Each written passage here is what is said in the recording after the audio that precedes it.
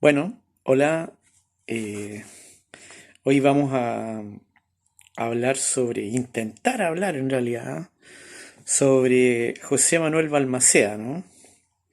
Personaje recurrente, presidente de Chile y personaje recurrente de la historiografía nacional allá más de un siglo de su desaparición y su episodio, digamos, controvertido, que nos agarrió una guerra civil. Vamos a revisar un poco qué es lo que es la vida o qué fue la vida de Balmaceda y tratar de arrojar algo de luces a este personaje que cada cierto tiempo, de forma recurrente, sobre todo en crisis, hoy en día que vivimos una crisis galopante, política, de salubridad, se le echa mano a este personaje para tratar de levantar algún tipo de posición política, histórica en nuestra historia, ¿no? Bueno, de datos generales, José Manuel Emiliano Balmaceda Fernández nació en la hacienda de Bucalemu en 1840. Fue el 10º presidente de Chile en el siglo XIX. Murió en septiembre, el 18 de septiembre de 1891, después de una cruenta, corta pero cruenta guerra civil, digamos, que desencadenó y que no se tiene memoria hasta el día de hoy, digamos, con la cantidad de fallecidos, solamente superado hoy en día por la pandemia y la cantidad de muertos que hay.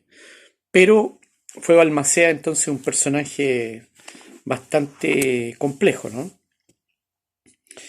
En un libro de Joaquín Rodríguez Bravo, titulado Balmaceda y el conflicto entre el Congreso y el Ejecutivo, este libro data de 1921, es decir, estamos hablando 30 años después de acaecidos los hechos donde el presidente muere.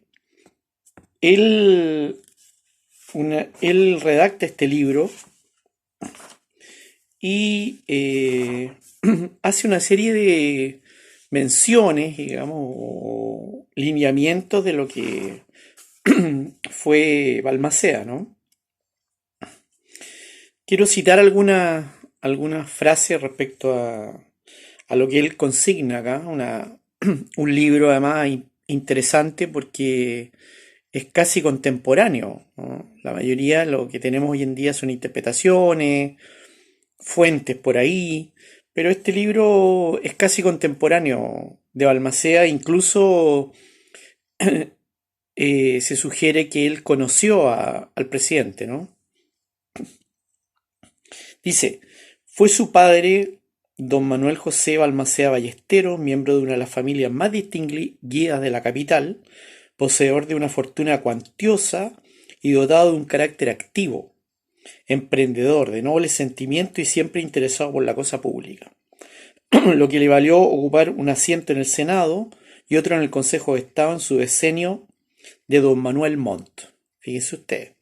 Es decir, desterrada la idea de que Balmaceda era un miembro, digamos, del pueblo, como algunos han querido levantar o sostener, de que este presidente, digamos, era un adalid del pueblo durante el siglo XIX, digamos, lo cual es discutible y no pasa de ser una retórica para apoyar algún tipo de discurso político.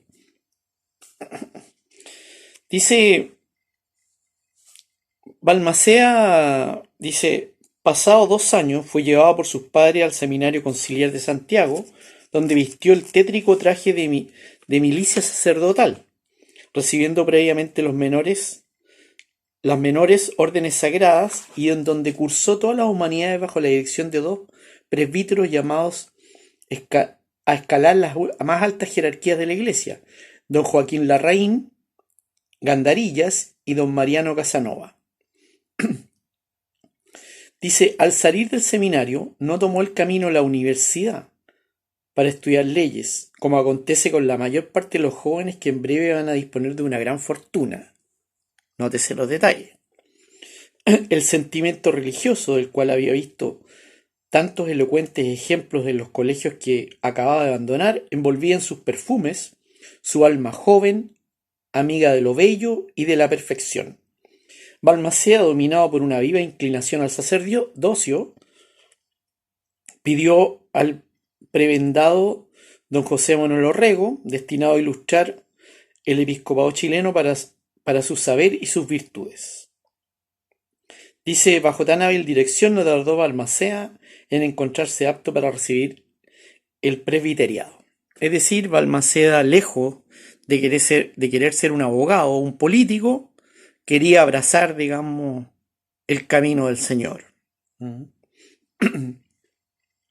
Bueno, en 1864, aquí hay un giro en la vida de Balmaceda, probablemente un giro importante que lo lleva justamente a tomar o a abrazar el camino de la política.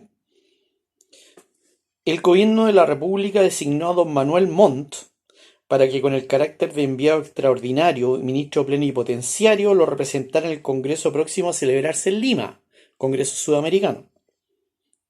1864, mucho antes de ese Chile que todos conocemos, que es el Chile después de la Guerra del Pacífico, ¿no?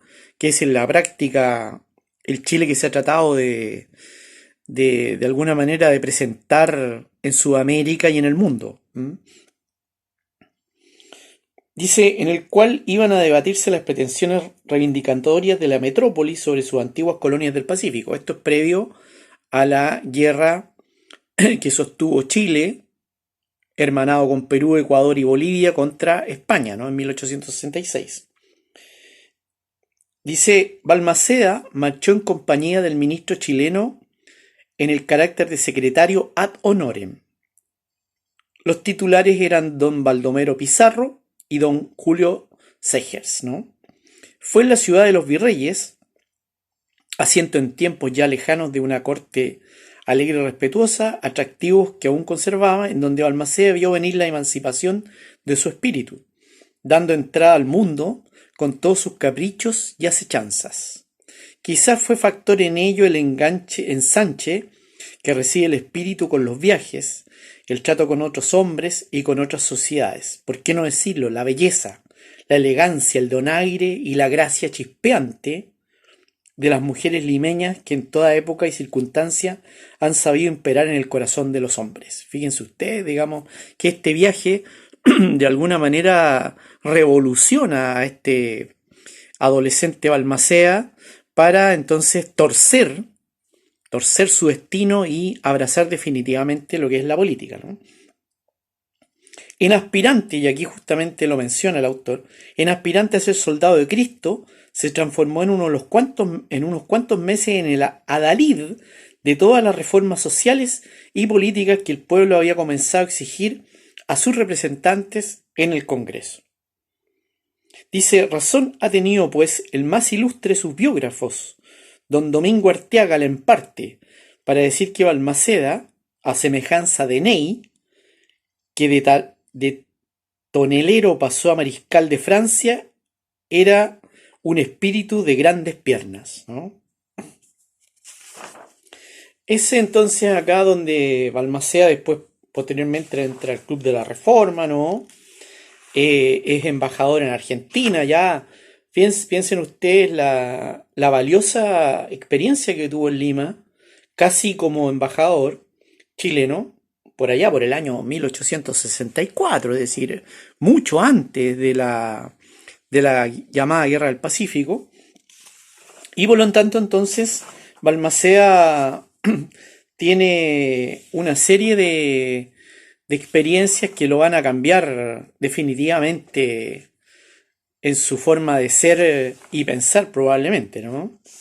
Un Balmaceda que, vuelvo a repetir, no es un Balmaceda del pueblo, digamos, ni salido del pueblo, ni mucho menos como que se ha querido pensar, sino que es un Balmaceda, digamos, de la aristocracia, de la alta y rancia aristocracia santiaguina, digamos, que va a abrazar un camino político que tendrá consecuencias, digamos, a fines del siglo XIX para Chile, ¿no? Bueno, este libro es bastante extenso. Eh, y aquí hay una serie de elementos que toma como, como digamos, como reales este autor y que va, digamos, a conformar una serie de problemas que en la práctica tiene Balmacea, ¿no? Balmacea, como se ha prefigurado, es una persona bastante impetuosa, ¿no? Hay aquí una, hay aquí incluso una semblanza interesante de este presidente que es conveniente hacerla presente, ¿no? Porque es importante también tener un poco la visión física de lo que fue este presidente chileno, ¿no? Recordar que se escribió bastante respecto a él. ¿Ah? Hay una serie de escritos, digamos, donde eh, algunos toman partido, otros no.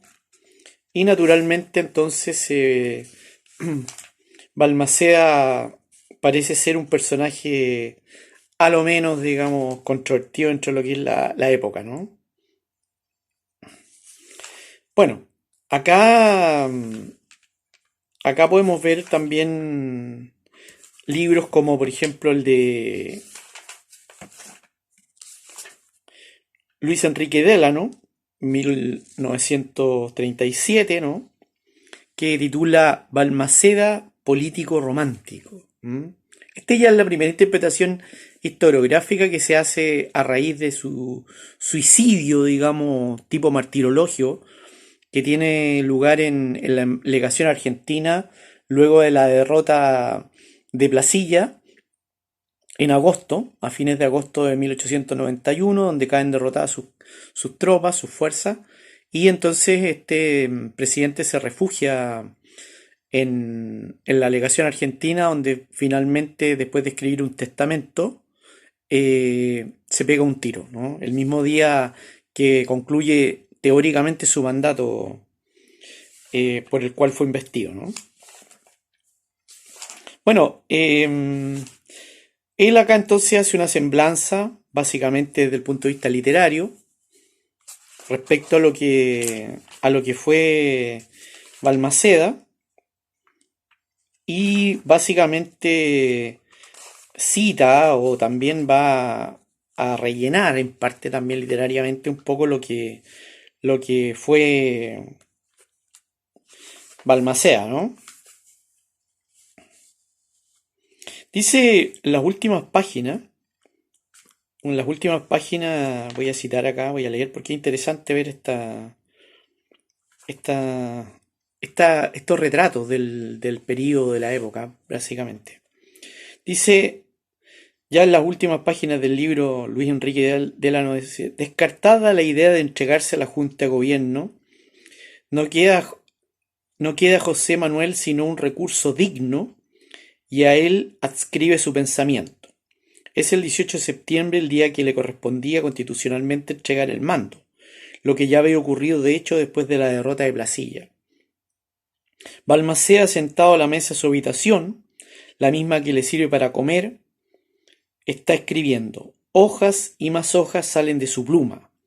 Tiene su rostro que largas noches de insomnio y preocupaciones han envejecido prematuramente. Pensemos que tenía 51 años Balmaceda, ¿no? La tranquilidad que tendría el de un hombre cualquiera que escribe una carta a su amigo lejano. Eh, ha influido en el desarrollo del país y tiene derecho a ocupar un hueco en la página de la historia. Ahora bien, ¿cómo va a ser ese lugar? Esto es lo que elucubra, digamos, Delano. ¿Será un sitio de sombra y de sangre, como pretenden sus enemigos? ¿O una página clara, la que le correspondería a un presidente con destellos de genio? ¿O un vidente o un político adivinador del porvenir? No duda José Manuel de que la historia le reserva un sitio digno. Primero son cartas tiernas a su madre, a su mujer y sus hijos, que estaban ya en la embajada norteamericana. Recordemos que la mujer y sus hijos tuvieron que salir al exilio, digamos, porque la derrota de las huestes de Balmaceda trajo como consecuencia, digamos, una persecución encarnizada, al menos hacia 1892, ¿no? Entonces hay aquí entonces dice, justamente acá hay unas líneas respecto a eso. Olvida la Junta, que ya es gobierno de hecho, y que se pretende aplicar castigos en masa a los jefes oficiales porque fueron leales al gobierno constituido, socava en sus fundamentos su propia existencia y lanza las huestes de hoy o de mañana al camino de la rebelión en la crisis que puedan producirse por la organización o el funcionamiento del orden con del orden de aquellas cosas. El impulso que lo guía es largo, y esa especie de testamento va ocupando hojas tras hojas. En una frase dice, mi vida pública ha concluido. Debo por lo mismo a mis amigos y a mis ciudadanos la palabra íntima de mi experiencia y de mi convencimiento político. Mientras subsiste en Chile el gobierno parlamentario, en el modo y forma en que se ha querido practicar y tal como lo sostiene la revolución triunfante, no habrá libertad electoral ni organización seria y constante en los partidos, ni en paz entre los círculos de progreso. Fíjense ustedes acá, entonces, cómo este Balmaceda entonces redacta su testamento, que dicho sea de paso, cayó en el olvido en la práctica, ¿no? Hay que decir sí que a lo menos después de 10, 20 años de su muerte, su figura fue proscrita en la práctica y no se volvió a hablar mucho de él, producto en parte de las heridas que quedaron de la guerra civil. Pensemos que murió más gente en las dos batallas, de Concón y Blasilla, murió más gente que en la guerra del Pacífico. ¿Mm?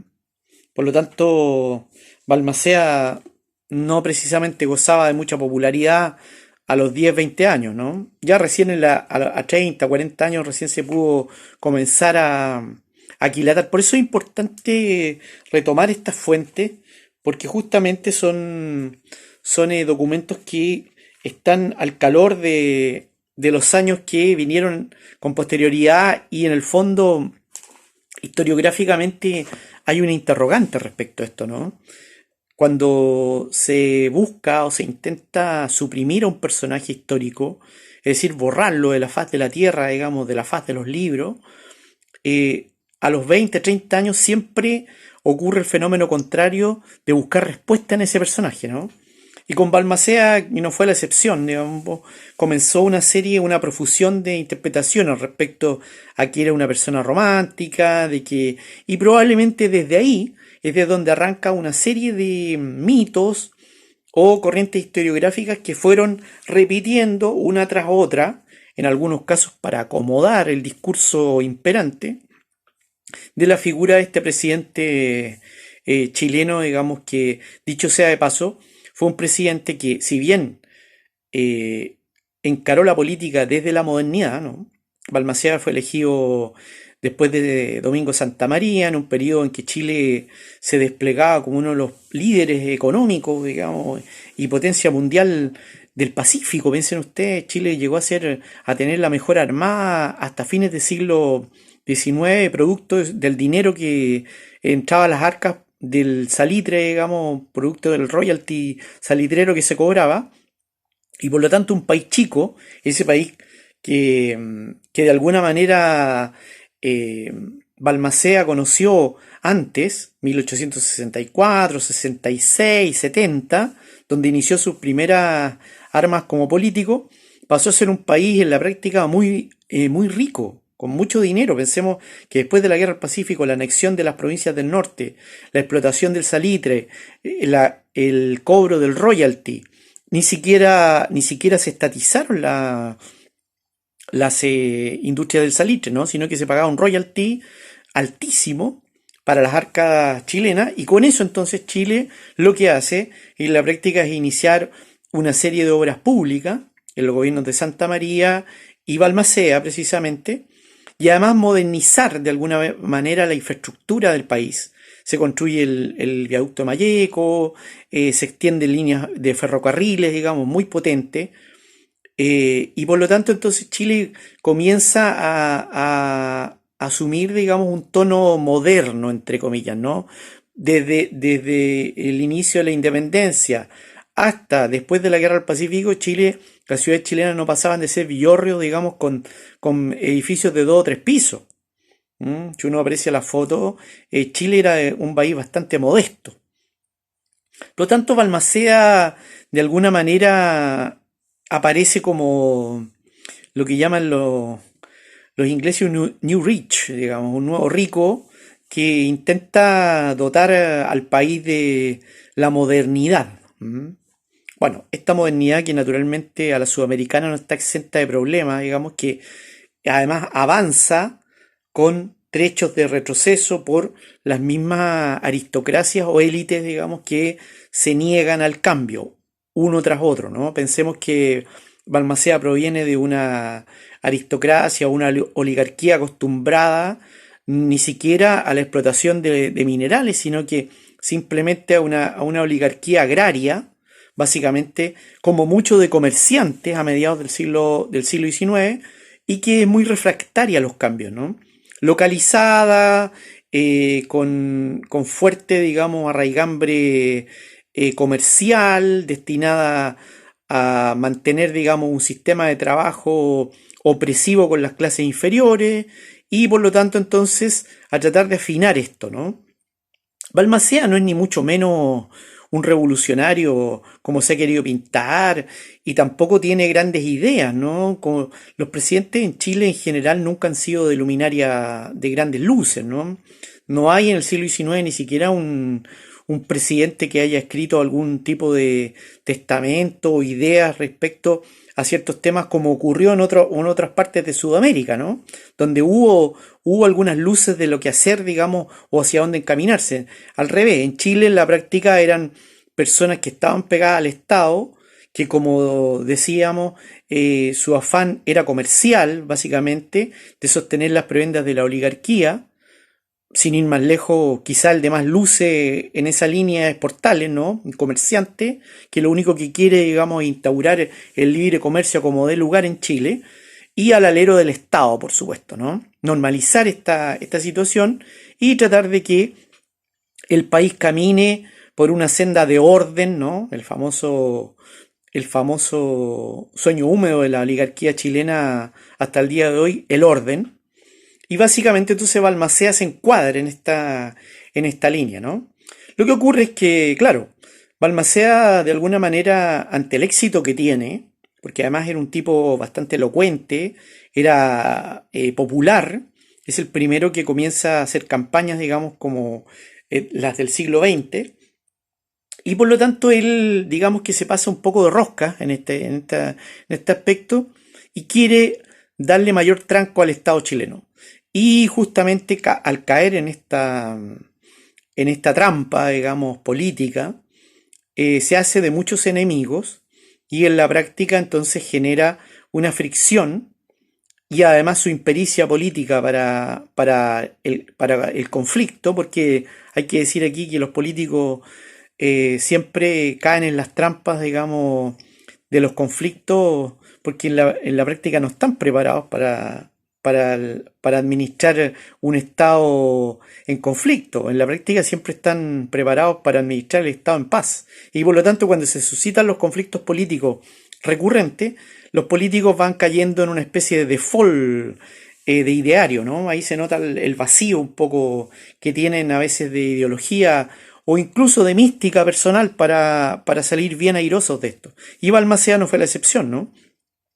Entonces él declara el año 91, digamos, como un año donde él simplemente va a desconocer al órgano del Congreso, desconoce fehacientemente, digamos, lo que ocurre en Chile, lo que ocurre en la arena política, se gana muchos enemigos, tiene una prensa en contra, tiene gran parte, digamos, de la clase comerciante y esa clase industrial extractiva en contra, y por lo tanto entonces Balmaceda cae directamente en una dictadura. ¿Mm? Esto es controvertido, ¿no? Historiográficamente hay algunos que dicen que no fue una dictadura, pero me atrevo a pensar de que el año 91 al menos, no antes de su gobierno, no antes de caer en la previa de la guerra civil, él cae directamente en una dictadura, ¿no? Una dictadura que dura en la práctica cerca de 8 meses, ¿no? Es decir, de enero del año 91 hasta agosto, que finaliza con la batalla de Placilla y el desbande de las tropas leales, ¿no? Con el famoso general Barbosa, que muere en la batalla aquí de Placilla cerca de Valparaíso, ¿no? En los altos de Valparaíso. Por lo tanto, Balmaceda en la práctica es un presidente controvertido, pero siempre ha sido nombrado o es buscado cuando ocurren crisis en Chile, ¿no? Y la historiografía posterior muchas veces se ha encargado de elevarlo en algunos casos a casi un ideólogo del siglo XIX o quizá el presidente más reformista o más revolucionario que existió eh, en Chile en ese periodo, ¿no? Porque hay que pensar que la mayoría de los presidentes, digamos, desde mediados de siglo hasta fines de siglo, eran presidentes conservadores en la práctica, ¿no? Balmaceda con todo, esa especie de semblanza que se le da, en parte inventada, ¿no? Para buscar algún tipo de identidad, con todo aparece como un presidente moderno. ¿M? Él es un presidente, digamos, de fines del siglo XIX, que lleva de la mano a un Chile que intenta transitar hacia la modernidad, esta modernidad europea, sudamericana, bastante oligárquica, pero que busca, entonces va a buscar, digamos, un camino, entre comillas, novedoso. Pero Balmaceda, este personaje, digamos, que básicamente es conservador, se ve enfrentado entonces a un tsunami, digamos, político en contra que no es capaz de sortear, ¿no? Él busca imponerse por las armas. El Congreso, numerosos, digamos, disidentes se reúnen en el norte, con los oligarcas del salitre, digamos, esta oligarquía salitrera, digamos, que arma, llena de recursos, arma un ejército completo, además tiene la flota, desembarcan en Placilla, derrotan en agosto, a mediados de agosto derrotan a Balmaceda, digamos, las tropas de Balmaceda, acantonadas en Viña del Mar. Incluso hay un combate en Viña del Mar, una noche. Posteriormente un reagrupe, Balmaceda viene, también era un tipo bastante, que era bastante histriónico, ¿no? Podríamos decir que era un poco actor para sus cosas. Y algunos han sugerido últimamente que tenía problemas mentales. Recordemos que después de la batalla de Placilla él trata de llegar a Valparaíso, es detenido, se debe volver, duerme en Ocoa, en el tren, se devuelve a Santiago. En Placilla le llegan las noticias de la derrota, de la nueva derrota, y simplemente ahí él entrega el gobierno baquedano, un general, digamos, gris, mayor, ya sin figuración, que de alguna forma Balmaceda nuevamente, erróneamente políticamente, pensaba que iba a atajar, digamos, los saqueos en Santiago. Y Balmaceda se refugia entonces alrededor de 18 días en la legación argentina donde tenía conocido, recordemos que fue embajador allá. Y por lo tanto entonces comienza esta especie de martirologio, digamos, que se quiere, que además es muy explotado por la historiografía, por la literatura, ¿no? En esta época muy explotado, digamos, desde el punto de vista de la interpretación, de qué en el fondo quiso hacer Balmaceda y a qué medio camino quedó, ¿no? Aquí es donde se habla un poco del problema de desequilibrio mental que habría tenido Balmaceda en algún minuto, ¿no? Un personaje ya deprimido, quizá bipolar, hablan algunos, ¿no? Que no sabemos, nunca lo vamos a saber probablemente, y que habría entonces se habría suicidado, ¿no?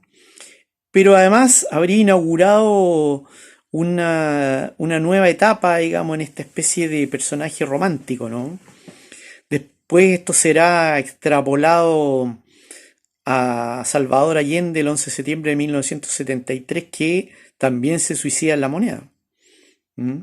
Entonces hay aquí un sino ya. Esto ya escapa un poco la historiografía y podemos verlo en otras áreas del conocimiento. Pero digamos que Balmaceda entonces es un personaje bastante controvertido, pero no es ni mucho menos alguien que haya querido darle un vuelco o un giro revolucionario ¿cómo se llama? A la realidad, digamos, política nacional, ¿no? Es más, se transformó en un dictador, al menos durante varios meses, antes de su caída.